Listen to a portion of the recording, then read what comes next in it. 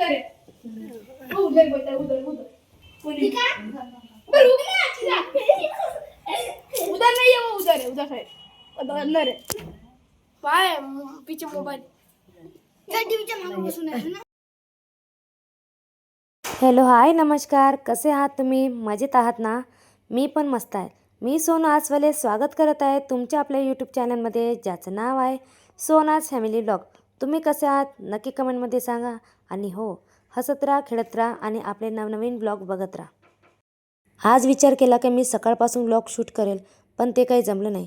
मुलं आपले स्कूलमध्ये गेले, त्यानंतर मी आपल्या रूममध्ये आले. बघते तर काय पसाराच पसारा. तर मी पहिले ते सेट करून घेते. आज इतकी थंडी होती की आपले अंथरूण पांघरून पण खूप निघाले.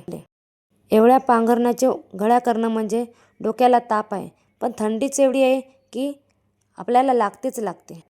मुले स्कूलमध्ये जातपर्यंत मी काही रूममध्ये येत नाही, कारण मला टाईमच नाही मिळत. जेव्हा ते स्कूलमध्ये जातात तेव्हा मी एकदाची आपल्या रूममध्ये येते आणि सगळं सेट करून जाते. मुलाच्या गडबडीत कधी ब्लॉग करणं पण होत नाही, कारण सकाळी त्यांचीच गडबड एवढी राहते की हातात मोबाईल पण घ्यायला वेळ मिळत नाही. कालच एक काकू मला अचानक येऊन भेटल्या आणि म्हणाल्या की तू बाई व्हिडिओ करतेस काय? तेव्हा मला वाटलं की मी व्हिडिओ करताय हे काही चुकीचं आहे, म्हणून मी त्यांना म्हटलं की का बरं काकू असं तुम्ही विचारत आहे? तर त्या म्हणाल्या की मी तुझे सगळेच व्हिडिओ पाहते आणि मला खूप आवडते. तेव्हा मला खूप आनंद झाला, पण मी त्यांना थँक्यू या शब्दाशिवाय काहीच म्हणू शकले नाही. पण त्यांनी जे मला येऊन सांगितलं ते त्या थँक्यूपेक्षाही खूप मोठं होतं. त्यांनी मला एक वेगळाच आनंद देऊन गेल्या. बेडरूममधलं काम झाल्यानंतर मी गेले किचनमध्ये आणि बघते तर काय कणिक संपलेली. खूप दिवस झाले कढईमध्ये मला कणिक लावून आणायची आठवणच राहिली नाही, म्हणून मी गेले दुकानात आणि आणले एक पाकीट आणि आज त्यांच्याच मी पोळ्या बनवत आहे. माझ्या घरी या आट्याच्या पोळ्या आवडत नाही, पण करणार काय, आज तर खावंच लागणार. म्हणून आपण आपले कोणतेही काम जेव्हाच्या तेव्हाच करत जावे, कारण नाहीतर आपल्यावर अशी वेळ येते. इथे केल्या मी नंतर चपात्या. त्यानंतर खूप दिवस झाले होते, कांद्याला पण कोंब आले होते, त्याला पण मला व्यवस्थित करायचे होते. तर मी घेऊन बसले कांद्याचं काम.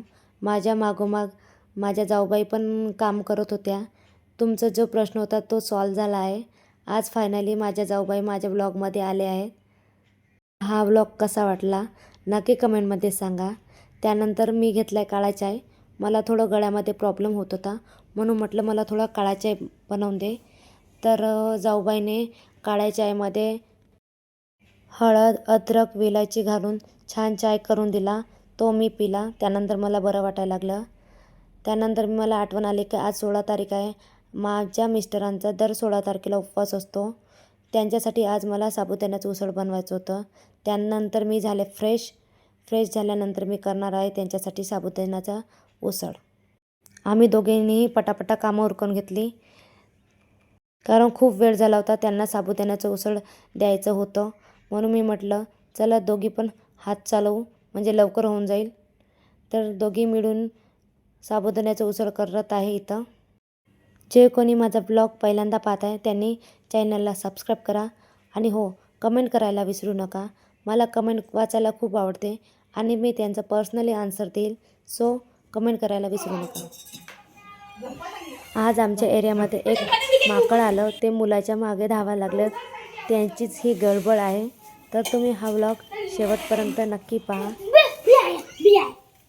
अरे लागून त्याला जरा खाली बाहेर खाली चालली जातो. आलो बंद बंदर ना पडो का बंदर का पडा